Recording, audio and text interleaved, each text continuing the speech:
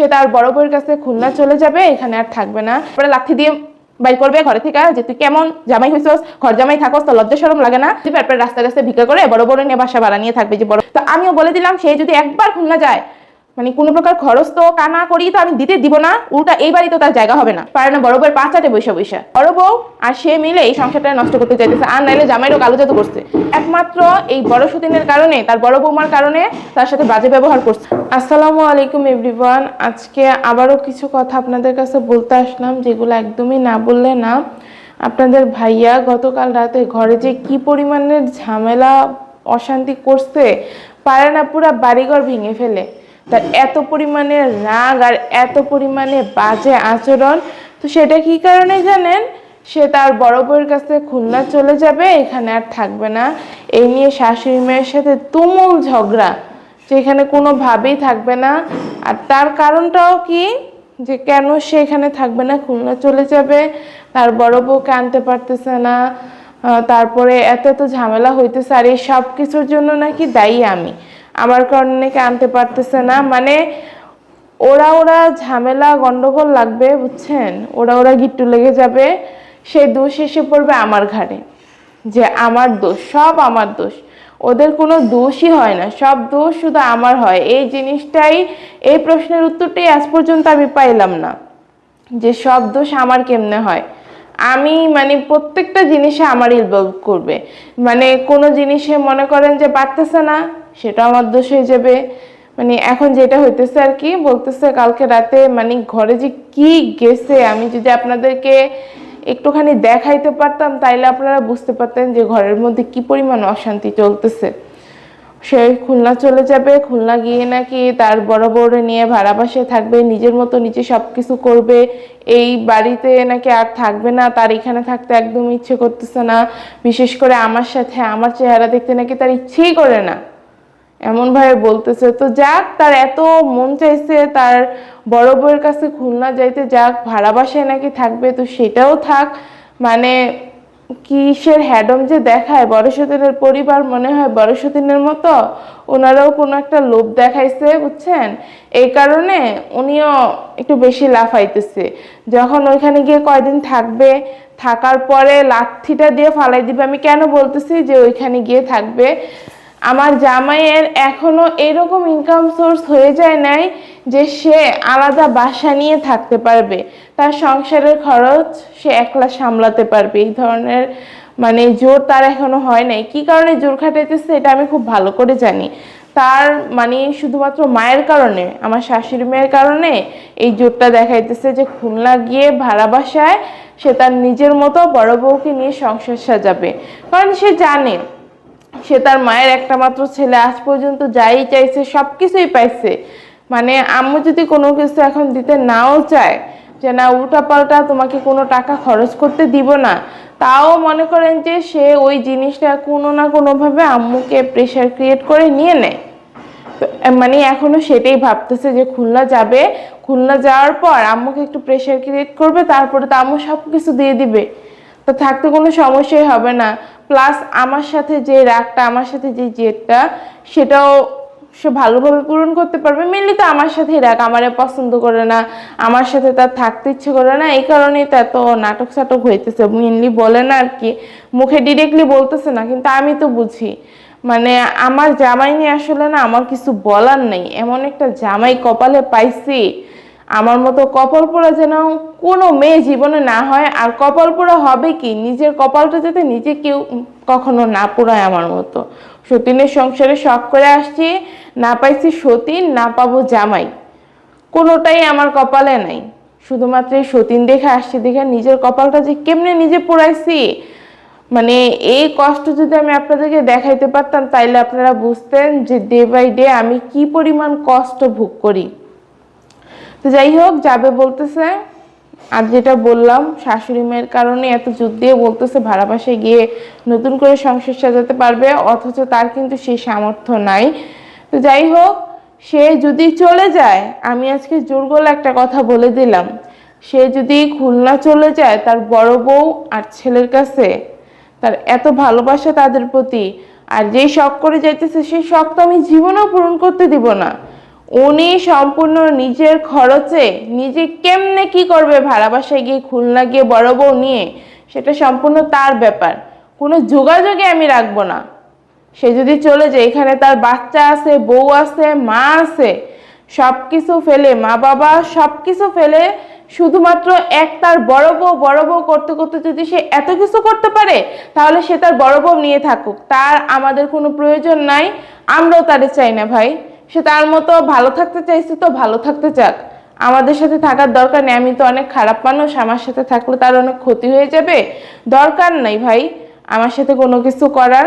আমি ভাই বললাম তো যোগাযোগ করবই না। শাশুড়ি মা যদি কোনোভাবে ছেলের প্রতি দরদ দেখে 1 টাকা দিতেও চায়, সেটাও আমি দিতে দিব না। অনেকে বলেন না যে বড় সতীনটা দিলে সমস্যা কি? বড় সতীনটা দিলেও আমার কোনো সমস্যা নেই। যে 10 লাখ টাকা কাবিনের কথা তুলেই তো বলেন যে টাকা পয়সা খরচ করলে সমস্যা কি? সেটা তো আমার কোনো সমস্যা ছিল না, কিন্তু হুট করে এই ধরনের একটা ডিসিশন, এটা কোনো একটা মানে ক্ষতি করার উদ্দেশ্য করতে পারে, এই কারণে আমি নিষেধ করছি যে না, এটা কোনোভাবে দেওয়া যাবে না। কিন্তু জামাইটা তো সম্পূর্ণ তার মাথার শয়তানি, কেমনে মানে সংসারটারে নষ্ট করবে। এখন আমার কাছে একদমই ক্লিয়ার বিষয়টা, যে তার বড় বউ আর সে মিলে এই সংসারটা নষ্ট করতে চাইতেছে, আর নাইলে জামাইরও কালো জাদু করছে। একমাত্র এই বড় সতীনের কারণে, তার বড় বৌমার কারণে তার সাথে বাজে ব্যবহার করছিল প্রথমবারের মতো। জামাই কেমনে পারে তার মায়ের একমাত্র সন্তান হয়ে এই ধরনের একটা সিদ্ধান্ত নিতে, শুধুমাত্র এই বড় সতীনের কারণে। আমার শাশুড়ি মা যেই ব্লগটা বানাইছে 2 দিন আগে, যে বড় সতীনের বাবার বাড়ির সাথে যোগাযোগ করার পরে কি হয়েছে, সেখানে একটা কথা বলছিল যে আমার ছেলেরে আমি সব সময় ভালোবাসা দিয়ে বড় করছি, কখনো আমার ছেলের আমি একটা টুকা দেই নাই। তারপরে আমার ছেলের আমার প্রতি কখনো সম্মান ভালোবাসা কোনো কিছু কম ছিল না। আমার সব কথা শুনতো, আমার মানে মারে কিভাবে সম্মানের জায়গায় রাখতে হয় সেটা সে সব সময় রাখতো।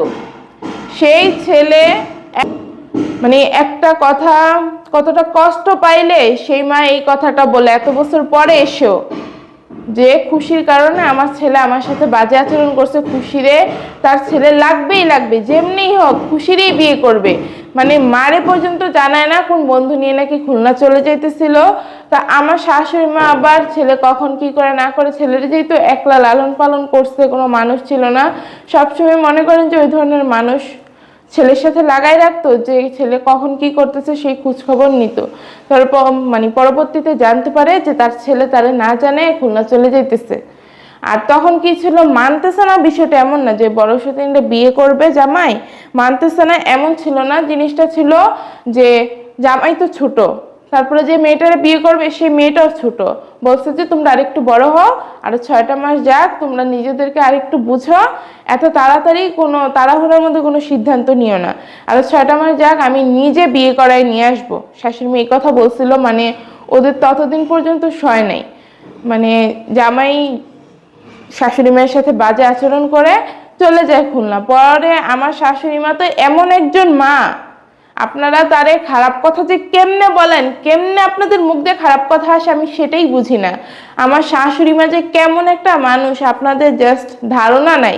এই পর্যন্ত যা যা ভুল আমার জামাই করছে, তারপরে আমরা ছেলের বউ হয়ে করছি, এখনো পর্যন্ত যে তার বাড়িতে আমরা দাঁড়াই আছি, এটা আমাদের 7 কপালের ভাগ্য যে তিনি আমাদের প্রত্যেকটা ভুল মেনে নিছে। প্রত্যেকটা ভুল আজ পর্যন্ত আমরা যা করছি সবকিছু মেনে নিছে, সবার মানে সব আবদার পূরণ করছে, এখনো পর্যন্ত কষ্ট করে যাইতেছে শুধুমাত্র আমাদের কারণে।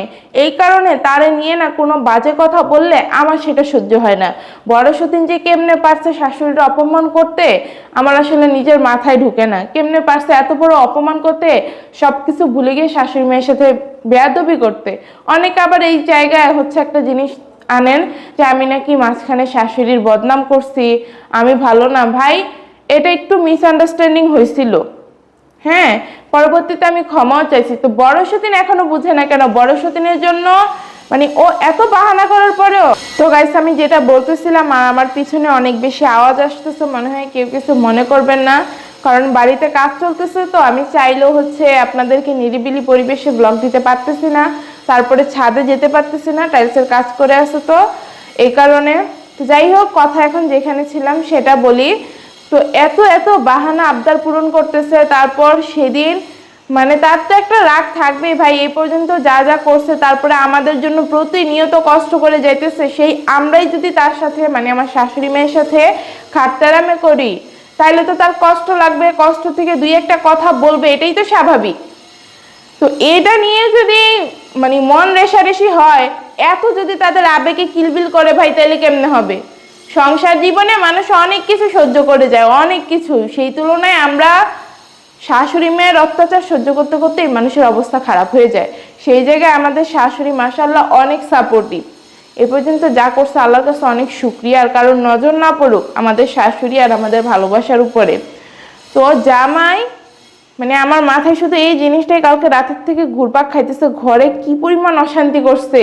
সে বড় বউর কাছে চলে যাবে, খুলনা একেবারে চলে যাবে। আমার শাশুড়ি মা ওই দিন কথা বলতে গিয়ে কান্নাই করে দিছে, আমার একটা মাত্র ছেলে, এটাই আমার সম্পদ, আমি সব সময় আমার ছেলের কি করলে ভালো হবে, কি করলে খারাপ হবে সেটা দেখছি, এই বাইরে আমার চিন্তায় আর কিছুই ছিল না। আমার বড় বউ কেমনে পারতেছে ওর সন্তানটার এমনি কষ্ট দিতে। তারপরে বড় বউটা বলছে কি, তুমি আর কোনো ঝামেলা করো না বড় বৌমা, তুমি নিজে নিজে চলে আসতো সবচেয়ে বেশি ভালো হয়, কারণ ওইখানে গেলে কি ঝামেলা হয় না হয়, তার উপর তোমরা আইনজীবী ধরছো। তো এইসব কথা বলছে, ভালো ভালো কথাগুলো আপনাদের কারোর কানে যায় নাই, খালি ওই কোন জায়গায় একটু আমারে মনে করেন যে সাপোর্ট করে ফেলছে 0.1%, সেটা দেখছেন, আর সেটা ধরে শাশুড়ি মায়ের বাজে কথা বলতে মন মানে বলে একদম ফাটাই ফেলছেন। আপনাদেরকে যে অডিয়েন্স কি করতে মন চায় যে আমার শাশুড়ি মায়ের বাজে কথা বলেন, আমি বারবারই বলি আমারে যত মন চায় অত বাজে কথা বলেন, খারাপ কথা বলেন, আমি সব সহ্য করে নিতে পারি।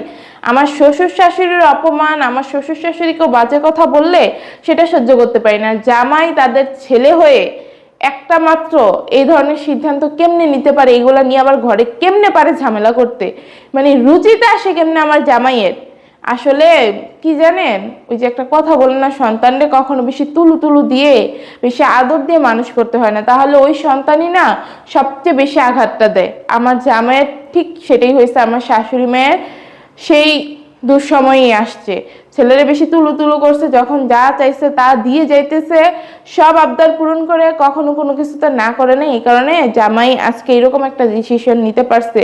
তো আমিও বলে দিলাম, সে যদি একবার খুলনা যায়, মানে কোনো প্রকার খরচ তো কানা করি তো আমি দিতে দিব না, উল্টা এই বাড়িতেও তার জায়গা হবে না, গেছে ওইখানেই থাকুক। এখন ওই যে শ্বশুর বাড়ির মানুষজন ভালো ভালো দেখাইতেছে না, খাওয়াবে পড়াবে একদম হেল্প করে উল্টাই ফেলবে, কয়দিন করবে দেখা যাবে। মানে হাইয়েস্ট 1 মাসই ওদের জামাই বউরে পালবে, তাও যে কত রেশারেশি হবে সেটা তো বলার বাইরে। এরপরে লাথি দিয়ে বাইর করবে ঘরে থেকে, যে তুই কেমন জামাই হইছস, ঘর জামাই থাকস, তোর লজ্জা শরম লাগে না, লাথি দিয়ে বের করে দিবে। এরপর রাস্তায় রাস্তায় ভিক্ষা করে বড় বড় নিয়ে বাসা ভাড়া নিয়ে থাকবে, যে বড় বড় কথাগুলো বলতেছে। আর ছেলেটার হবে তখন আরো বেশি কষ্ট। আমি বলে দিলাম, সে যদি খুলনা যায়, আমি আবারও বলতেছি, তার এই বাড়িতে একদমই জায়গা হবে না। কারণ কি বলবো, এই ধরনের সিদ্ধান্ত তার মাথায় আসে কেমনে, বড় বড় যে কি পরিমাণে উস্কানি দিতে চাচ্ছে, এই কথাগুলো শুনলে বড় বউয়ের আরো কি বলেন ভাবটা বাড়বে না? ও তো এমনি ভাবের ঠেলায় বাঁচতেছে না, শুধু 2 দিন পর পর একটা একটা করে নাটক বের করতেছে, সংসারে আসবে না, এটা করবে না, সেটা করবে না, একটার পর একটা নাটক ওর। এখন জামাই জামাই যদি একটু শক্ত থাকতে পারতো না, আপনারা অনেকেই কমেন্টটা করেন যে আমরা বেশি তুলু তুলু করতেছি দেখে বড় সুদিন ওর পরিবার একটু বেশি আমাদেরকে নাচাইতেছে। বড় এদিকে আসলে আমাদের কিছু না, জামাই এত বড় বউ করে পারে না বড় বউয়ের পাচাটে বৈশা বৈশা, তার বড় বউয়ের মানে সে এত বড় চামচা, পারে না পাচাটে বৈশা বৈশা বড় বউ যা বলবে তাই সে শুনে। এই কারণে না জামাইরে নাকের দড়ি দিয়ে ওরা ঘোরাইতেছে। এই বুদ্ধিটাও হয়তো বউদের, দেখবেন জামাই কোনো না কোনো ভাবে বলবেই যে এটা ওরা বলছে, কারণ সত্যি কথা কখনো চাপা থাকে না, কোনো না কোনো ভাবে বের হয়ে যায়। আর আমার এই কথার প্রমাণ আপনারা কোনো না কোনো ভাবে পেয়ে যাবেন, আপনাদের ভাইয়ার মুখ থেকে পেয়ে যাবেন, মুখ ফসকে টুস করে বের হয়ে যাবে যে তার শ্বশুর বাড়ির মানুষজন বড় সতিনী তাকে এই বুদ্ধিটা দিছে যে খুলনা একেবারে চলে যাওয়ার জন্য, তার বউ বাচ্চা নিয়ে হচ্ছে সে কি বলে ভাড়া বাসায় থাকবে, নিজের মতো করে নিজে সব সংসার করবে, করো ভাই, কোনো সমস্যা নাই। তার যেহেতু নিজের এখানে একটা মেয়ে আছে, বউ আছে, বাবা মা, কারোর প্রতি কোনো মায়া দয়া কাজ করে নাই, শুধুমাত্র সব মায়া দয়া সব ভালোবাসা তার বড় বউয়ের জন্য কাজ করছে। তো বড় বউ নিয়ে থাকুক ভাই, বড় বউয়ের ফ্যামিলি নিয়ে থাকুক, ওনারাই ভাত দিবে, ওনাদের সাথেই ভালো থাকুক। আমাদের কোনো খোঁজখবর নেওয়ার দরকার নেই, আমরা বাচ্চা আছি না মরে গেছি সেটাও তার জানার দরকার নাই। মানে কি পরিমাণ ঝামেলা করছে, কি পরিমাণ ঝামেলা করছে। যাই হোক গাইস, আপনাদেরকে তো যা বলার আমি বললাম, তো ব্লগটা এখানে শেষ করে দিতেছি। সবাই ভালো থাকবেন, সুস্থ থাকবেন, আর আমার জন্য একটু দোয়া করবেন। পছন্দ যারা করেন না তারাও দোয়া করবেন। কি বলবো আপনাদেরকে, এই কয়েকদিনে যা যা হয়েছে আমাকে পছন্দ করবেন না, এটাই স্বাভাবিক। আর আমি বরাবরই একটা কথা বলি, আমি কি কারণে এইসব করছি এটা একমাত্র আমি জানি, আপনারা বুঝেন বা না বুঝেন, কিন্তু একটা সময় পরে আপনারা যখন সবকিছু জানতে পারবেন, বুঝতে পারবেন, তখন দেখবেন যে নিজেরাই অনুশোচনা বোধ করবেন যে আমার সাথে কেন এরকম করছিলেন, আমাকে কেন ভুল বুঝছিলেন।